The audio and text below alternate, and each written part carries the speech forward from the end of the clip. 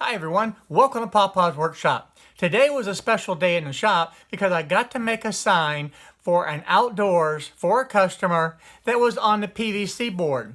And this is the sign right here completed.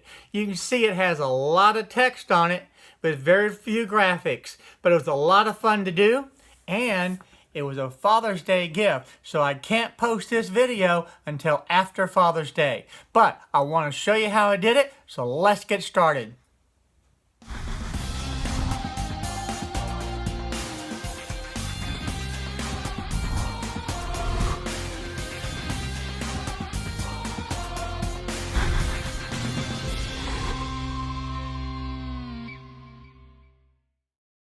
The design for this project was done completely in easel. It went through several different changes until the customer was completely satisfied. But easel was easy to work with and it turned out great.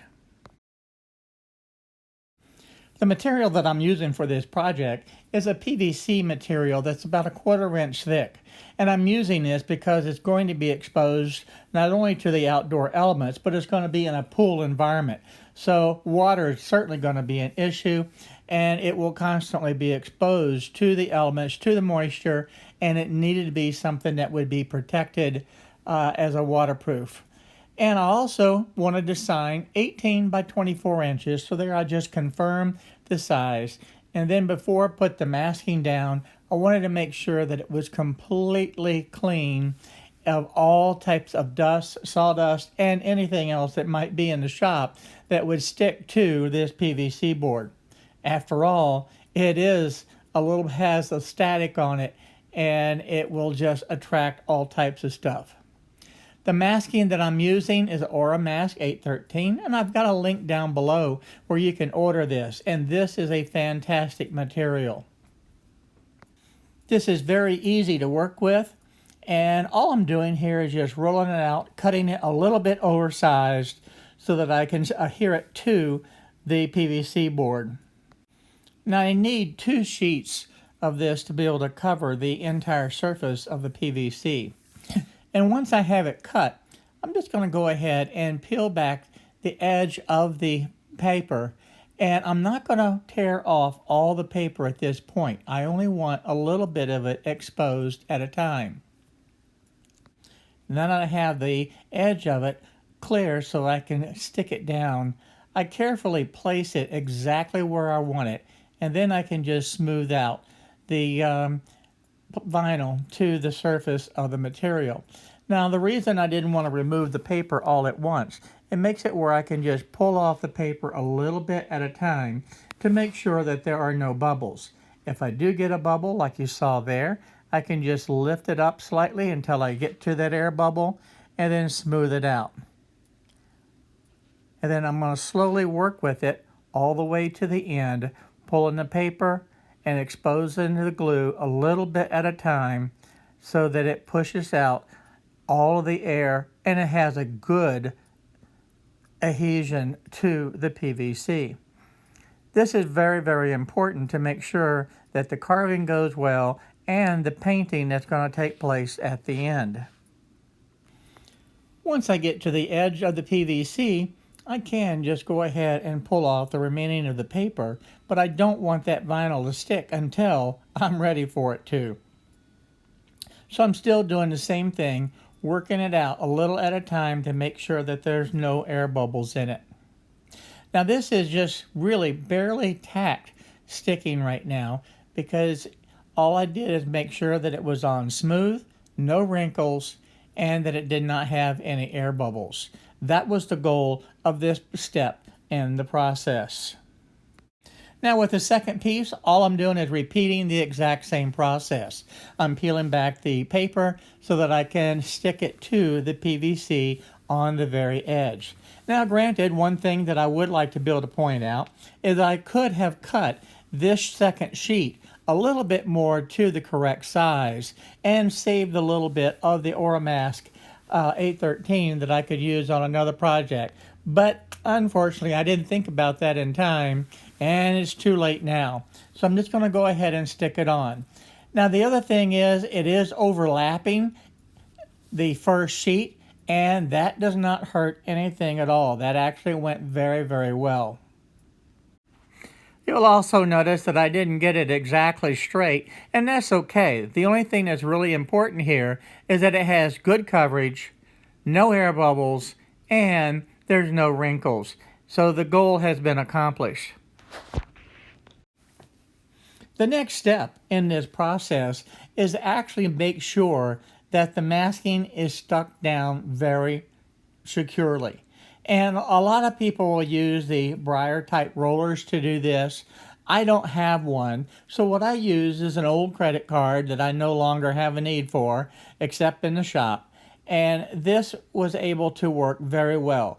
And what I did is made sure that I covered the entire surface, working out from the center out to the edges, so if I did run across any small air bubbles, that it would push it to the edge and out away from the PVC.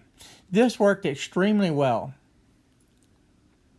And the last thing that I did, instead of wrapping the vinyl around to the bottom edge, I thought that might actually change how it would sit on the X-Carve. So I just went ahead and cut off the excess, and to prevent the paint from getting onto this, I'll cover it with the painter's tape after the carving. Before carving the actual sign, I wanted to do a little bit of a test cut. So what I did is create a separate workpiece in easel, and I pulled out some of the letters from each of the sizes that I had to do a little bit of a test cut. I wanted to see how clear that it carved, how deep that it carved, to make sure that everything looked exactly the way that I wanted it to. Because from my perspective, I only got one shot at this.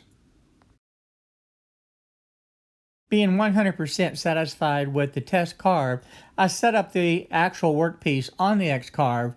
This is a quick look at what it looks like on the screen with easel and what the finished product is going to look like.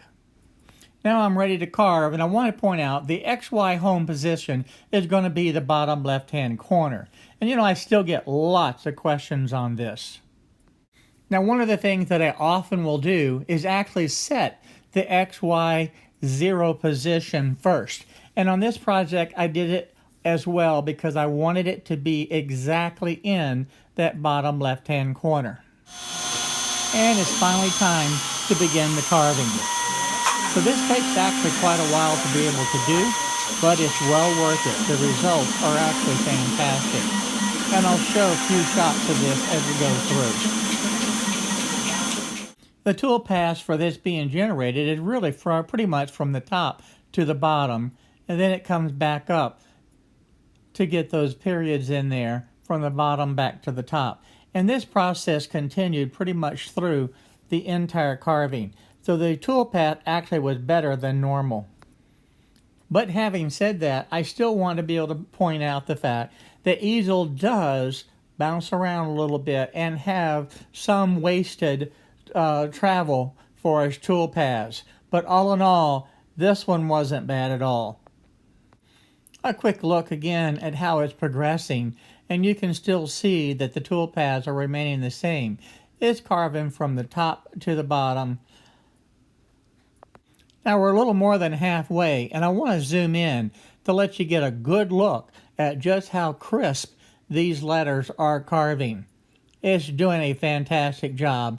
And the Aura Mask 813 is holding extremely well, and it's very tight along the surface of the letters. And that's what's necessary to be able to effectively paint this, this sign.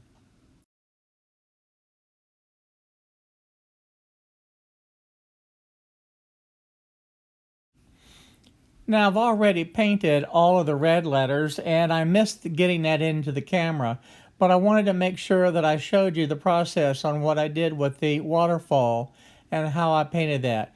It takes very little paint, very light strokes to be able to cover this PVC. This was a great and fun project to do. I really enjoyed it. Here's a look at the finished sign, and I think it turned out fantastic. The one thing that I have to say is it's tedious removing all of the masking material. Hi everyone, thank you for watching my video today. If you like the video, please go ahead and hit the subscribe button down below and the little bell next to it so you'll be notified on the different videos that I upload. Also check out the videos over here to be able to stay up to date on the happenings in my shop. So again, thank you for watching my videos.